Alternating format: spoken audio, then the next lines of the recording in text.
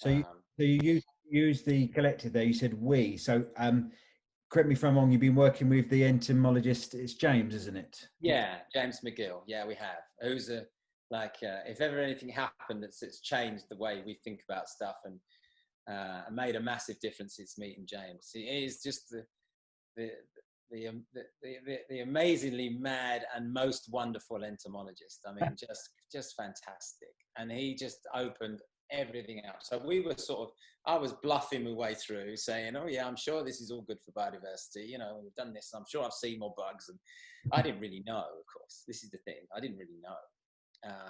So as soon as James came along, we then realized where, he surveyed the whole garden, and we realized that the brownfield bits and the sandy bits, and considering how new they were actually the most biodiverse parts of my garden, even though we've got old bits of meadow and ponds and the rest of the things. Yeah.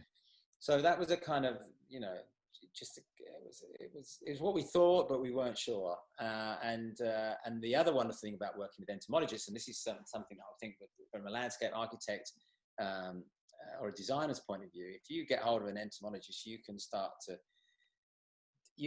to look at what invertebrates there isn't in the land that you haven't got in the landscape, or what invertebrates you want to get in the landscape, and he will tell you what they love.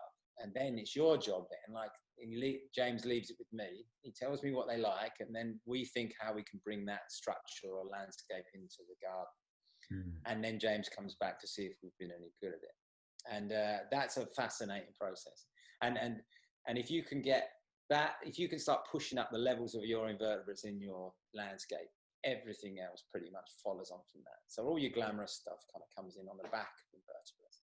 So invertebrate sort of diversity and biomass is an incredibly good way of understanding how good your landscape is for biodiversity.